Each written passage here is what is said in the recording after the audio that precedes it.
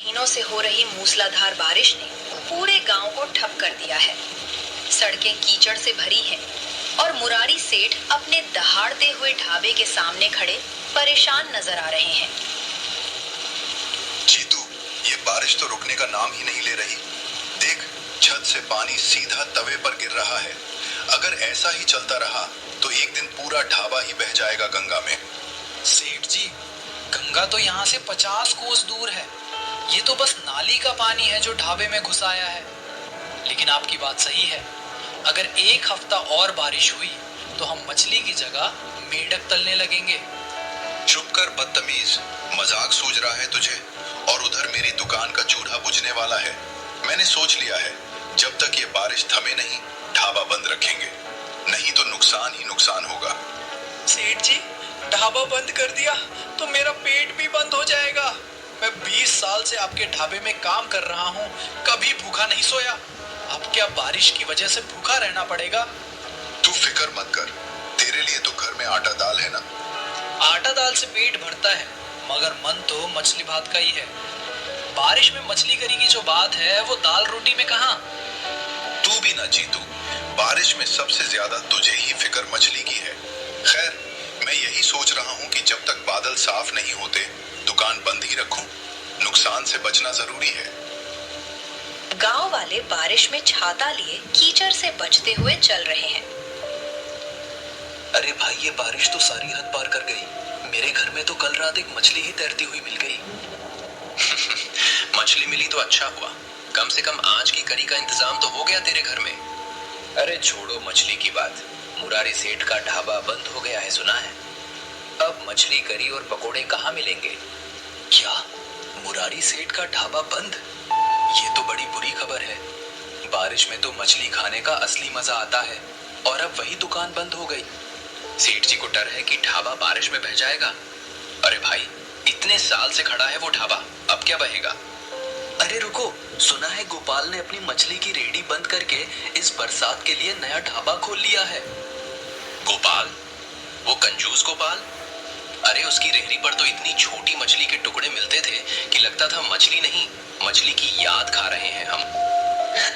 सही कहा, एक बार मैंने उससे मछली मांगी थी, उसने कांटा पकड़ा दिया और बोला, इसमें भी स्वाद है भाई, चूसो जरा ध्यान से। हाँ, वो तो कंजूसी में सबसे आगे है। लेकिन अब चूंकि मुरारी सेठ की दुकान बंद है तो मजबूरी में गोपाल के ढाबे पर ही जाना पड़ेगा। गोपाल अपने छोटे से घर के आंगन में बारिश से बचने के लिए टीन की छत के नीचे बैठा जाल साफ कर रहा है। उसकी छोटी बेटी गुड़िया उसके पास आकर बैठ जाती है। पापा, आज आप मछली पकड़ने जाओगे ना? मुझे भी साथ ले चलो ना प्लीज। अरे बिटिया, तू साथ चलेगी तो मछलियां डर के भाग जाएंगी और कहीं ऐसा न हो कि मछलियां ही तुझे पकड़ लें। मछली मुझे कैसे पकड़ेगी पापा? मछली तो पानी में रहती है। अरे इतनी बड़ी बारिश हो रही है ना, अगर पानी और बढ़ गया तो मछलियां घर के अंदर तक आ जाएंगी। फिर वो तुझे पूछेंगी, तू यहाँ क्या कर रही है हमारे तालाब में? पापा, आप ही ना बस मजाक ही करते रहते हो। सुनो जी, ये बारिश तो थमने का नाम ही नहीं ले रही। खेत की फसल तो पहले ही बर्बाद हो गई और अब आपकी मछली की रेहड़ी भी बंद हो गई है। घर कैसे चलेगा, ये सोच सोच कर नींद नहीं आती मुझे। तुम फिक्र मत करो भाग्यवान, मैंने एक जबरदस्त योजना बनाई है। इस बरसात के मौसम में मैं अपना खुद का मछली करी और मछली पकोड़े का ढाबा खोलने वाला हूँ। ढाबा? अरे आप तो अब तक ठेला लगाते थे, अब सीधे ढाबा खोल रहे हैं। और पैसे कहाँ से आएंगे इसके लिए? पैसे की चिंता मत करो, मैंने जो थोड़े बहुत पैसे बचा कर रखे थे उन्हीं से काम चल जाएगा। तुम जानती हो ना, मैं एक एक पैसा सोच समझकर ही खर्च करता हूँ। हाँ, वो तो सारा गांव जानता है। आपके ढाबे पर तो मछली का टुकड़ा इतना छोटा मिलता था कि लोग कहते थे, गोपाल भैया ये मछली दी है या मछली का सपना। अरे वो तो व्यापार की चाल थी, लेकिन अब मुरारी सेठ ने ढाबा बंद कर दिया है। यही मेरे लिए सुनहरा मौका है। अगली सुबह गोपाल ने अपना नया ढाबा सजा लिया है। एक छोटा सा ढाबा और चूल्हे पर खाना बन रहा है। उबलती मछली करी की खुशबू पूरे इलाके में फैल रही है। गांव वाले धीरे धीरे इकट्ठा होने लगते हैं। अरे देखो देखो, गोपाल ने सच में दुकान खोल ली। भाई ये तो कमाल कर दिया। हाँ, लेकिन याद है ना उसकी ठेले वाली मछली? इस बार भी अगर टुकड़े उतने ही छोटे हुए तो हम सब भूखे ही वापस जाएंगे। आइए आइए भाइयों, आज तो मैं आपको ऐसी मछली करी खिलाऊंगा कि आप अपनी उंगलियां तक चाट जाएंगे। बैठिए, आराम से बैठिए। गोपाल भाई, याद है पिछली बार तुमने मुझे कांटा पकड़ाकर बोला था कि इसमें भी स्वाद है? आज फिर वही करने का इरादा तो नहीं है ना? अरे भाई साहब, वो जमाना गया। आज तो मैं आपको इतनी बड़ी मछली दूंगा कि आपकी थाली में जगह कम पड़ जाएगी। बस एक शर्त है, पैसे पूरे देने पड़ेंगे। गोपाल थाली में मछली करी और गर्मा गर्म पकौड़े परोसता है। गांव वाले खाना शुरू करते हैं। स्वाद तो ठीक है, लेकिन नमक थोड़ा कम है भाई। नमक कम नहीं है भाई साहब, आपकी जीभ को मुरारी सेठ के तीखे मसाले की आदत पड़ गई है, इसलिए ऐसा लग रहा है। अरे वाह, ये पकोड़ा तो सच में कुरकुरा और स्वादिष्ट है। मानना पड़ेगा गोपाल, इस बार तूने कमाल कर दिया। गांव वाले खाना खाते हुए आपस में बातें करते हैं और गोपाल की तारीफ करने लगते हैं। तभी दूर से कोतवाल आता दिखाई देता है। अरे वाह वाह गोपाल भाई, ये तो एकदम धांसू खुशबू आ रही है। लगता है आज कोतवाल जी की किस्मत खुल गई। कोतवाल जी, आइए आइए, लेकिन याद रखिएगा, यहाँ खाना मुफ्त में नहीं मिलता, पैसे देने पड़ेंगे। पैसे? अरे गोपाल भाई, मैं गांव का कोतवाल हूँ। हर दुकान वाला मुझे सम्मान में मुफ्त खिलाता है। जहाँ मैं जाता हूँ वहाँ रौनक बढ़ जाती है। रौनक बढ़ती है या मेरी थाली खाली होती है, ये बाद में पता चलेगा। कोतवाल जी, ये नई दुकान है, मुफ्त में कैसे खिलाऊं? अरे गोपाल भाई, इतना कठोर दिल मत बनो। देखो, पेट में तो चूहे कूद रहे हैं। ठीक है कोतवाल जी, आज पहला दिन है, आपको एक प्लेट पकोड़े मुफ्त में देता हूँ, लेकिन ये रोज रोज नहीं चलेगा। वाह वाह गोपाल भाई, तुम तो सच में देवता आदमी हो। देखना, मैं तुम्हारी दुकान का ऐसा प्रचार करूंगा कि पूरा गांव यही टूट पड़ेगा। बारिश थोड़ी हल्की हो गई है। बाजार में लोग इकट्ठा हैं। दूर से खबर आती है कि शहर के मशहूर होटल के मालिक सिंघानिया गांव में आने वाले हैं, एक अच्छे बावर्ची की तलाश में। गांव वाले उत्साहित होकर बातें कर रहे हैं। अरे सुना तुमने, शहर के बड़े होटल वाले सिंघानिया जी हमारे गांव आ रहे हैं। कहते हैं वो सबसे अच्छे मछली बनाने वाले को अपने होटल में नौकरी देंगे। क्या बात है, ये तो बहुत बड़ा मौका है। अब देखना है कि गोपाल जीतता है या मुरारी सेठ। मुरारी सेठ को तो पता चला तो जरूर होगा, वो तो अपनी दुकान बंद करके बैठे थे, लेकिन ये खबर सुनकर तो जरूर फिर से खुल जाएगी उनकी दुकान। इसी बीच मुरारी सेठ खुद अपनी दुकान से बाहर निकलकर बाजार में आते हैं। चेहरे पर गुस्सा और चिंता साफ झलक रही है। ये गोपाल एक हफ्ते में ही अपनी दुकान जमा ली और अब सुन रहा हूँ सिंघानिया जी भी आ रहे हैं प्रतियोगिता के लिए। नहीं नहीं, ये नौकरी तो मुझे ही मिलनी चाहिए। मैं ही असली उस्ताद हूँ इस गांव का। सेठ जी, लेकिन आपने तो दुकान बंद कर रखी थी, अब अचानक प्रतियोगिता में कैसे उतरेंगे? दुकान बंद थी तो क्या हुआ, हुनर तो बंद नहीं हुआ ना। मैं कल से फिर दुकान खोलूंगा और इस बार गोपाल को ऐसा सबक सिखाऊंगा कि वो जिंदगी भर याद रखेगा। सेठ जी, आप कुछ गलत तो नहीं सोच रहे ना? जीतो, व्यापार में जीतने के कई तरीके होते हैं। हुनर से जीतो या चालाकी से, जीत तो जीत होती है। तू बस देखता जा मैं क्या करता हूँ। रात के समय मुरारी सेठ अपने कमरे में बैठे कुछ सोच रहे हैं। बाहर बारिश की बूंदें छत पर गिर रही हैं। गोपाल को हराने का सबसे आसान तरीका है उसकी ताजी मछली को सड़ी मछली से बदल देना। जब सिंघानिया जी उसकी सड़ी मछली चखेंगे तो उसकी इज्जत मिट्टी में मिल जाएगी और नौकरी सीधा मुझे मिल जाएगी। मुरारी सेठ फोन उठाकर कोतवाल को बुलाते हैं। जी सेठ जी, इतनी रात को बुलाया, कोई जरूरी काम है क्या? आओ आओ कोतवाल जी, बैठो। बताओ, आजकल खाना वाना ठीक से मिल रहा है ना? सेठ जी, आपकी दुकान बंद हो गई है तब से तो जैसे मेरे मुंह का स्वाद ही चला गया है। अब तो गोपाल के ढाबे पर जाकर पेट भरना पड़ता है। कोतवाल जी, अगर मैं कहूं कि आपको रोज एक नहीं बल्कि एक पूरी प्लेट मछली पकोड़े। रोज एक पूरी प्लेट? सेठ जी आप बोलिए, मैं क्या करूं?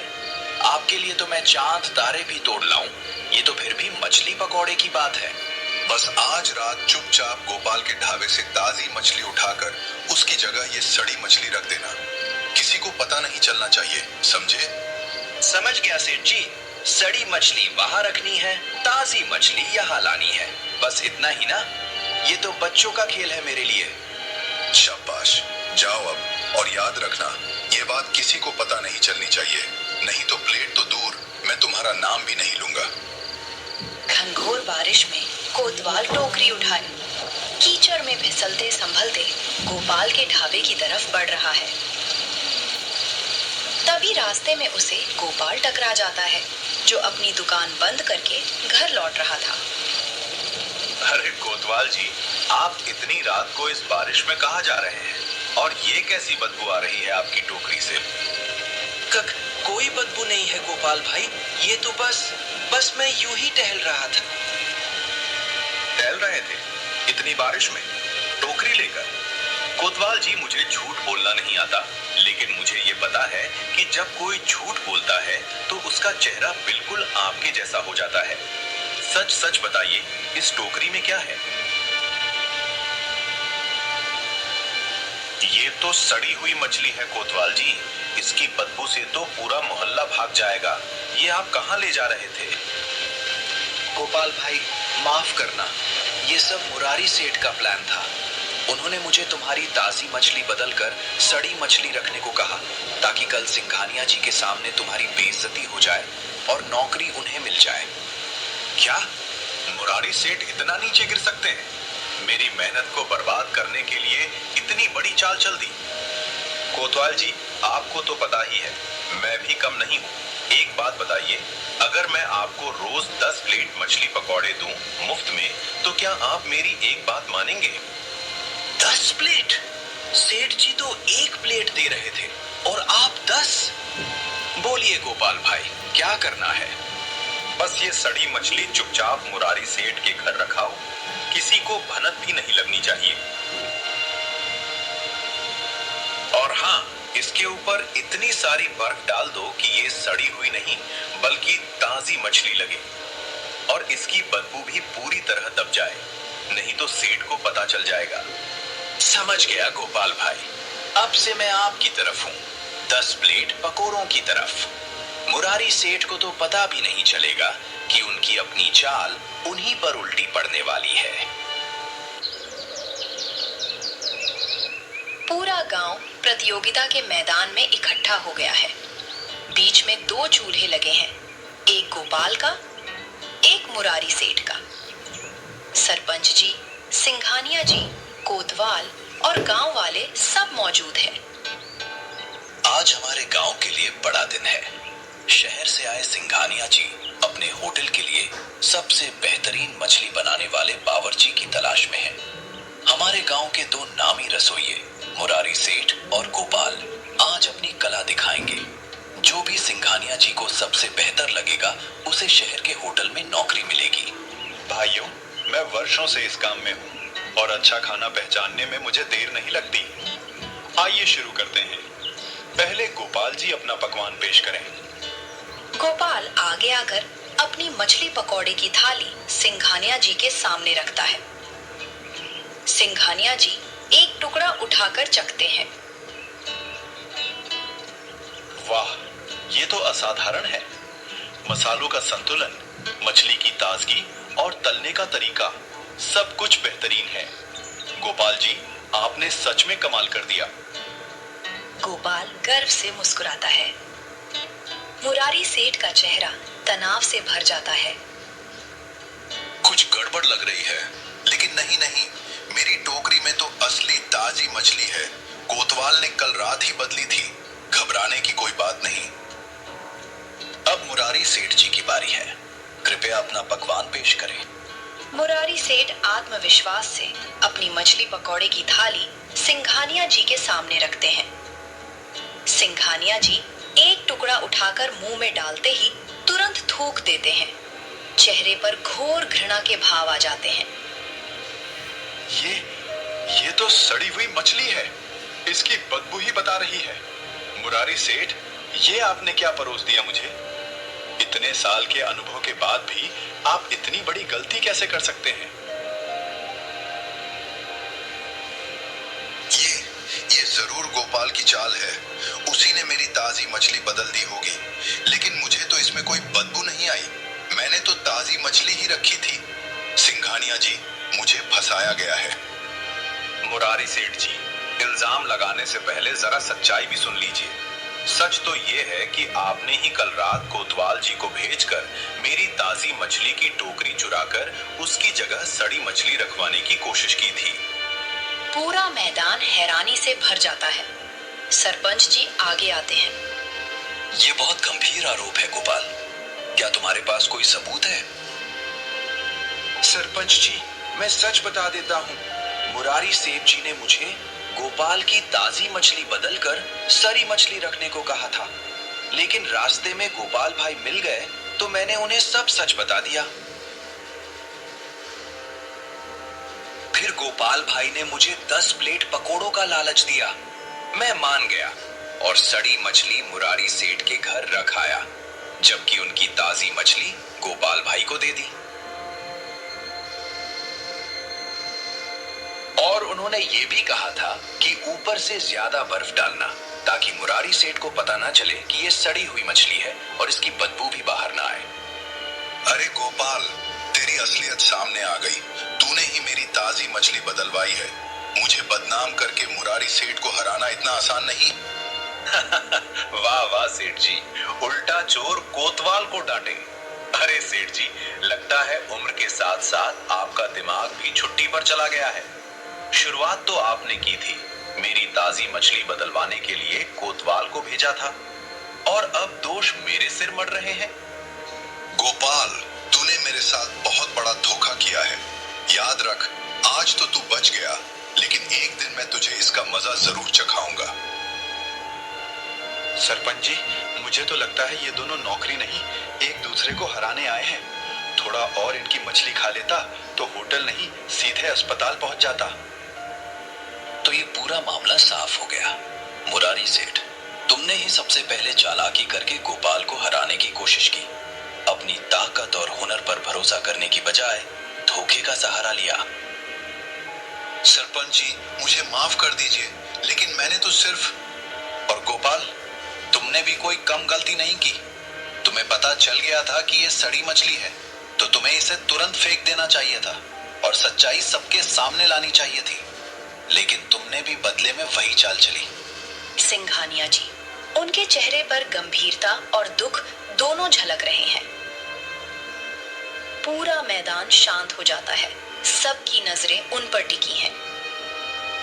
भाइयों, खाना बनाना सिर्फ हुनर नहीं, ईमानदारी और जिम्मेदारी का भी काम है। आज यहाँ नियत की परीक्षा थी। मुरारी सेठ, आपने धोखे का सहारा लिया, और गोपाल, आपने बदले का रास्ता चुना। यही आप दोनों की सबसे बड़ी गलती थी। मुझसे गलती हुई। मैं जानता हूं तुम दोनों अच्छे रसोइये हो, लेकिन मुझे हुनर के साथ ईमानदार इंसान चाहिए। इसलिए मैं आज ये फैसला करता हूं कि मैं आप दोनों में से किसी को भी अपने होटल में नौकरी नहीं दूंगा। मुझे माफ करें, लेकिन ये मेरा अंतिम फैसला है। सिंघानिया जी, मुझे सच में बहुत पछतावा है। मैंने अपने अहंकार में आकर गलत रास्ता चुना। मुझे माफ कर दीजिए। मैं वादा करता हूँ, आगे से ऐसी गलती कभी नहीं करूंगा। सिंघानिया जी, मुझसे भी गलती हुई। मुझे बदले की भावना छोड़कर सीधे सच्चाई सामने लानी चाहिए थी। मुझे भी माफ कर दीजिए। तुम दोनों की माफी सच्ची है, लेकिन टूटा हुआ भरोसा तुरंत नहीं जुड़ता। उम्मीद है आगे से तुम दोनों ये सबक हमेशा याद रखोगे। मुरारी सेठ और गोपाल एक दूसरे को गुस्से से देखते हैं।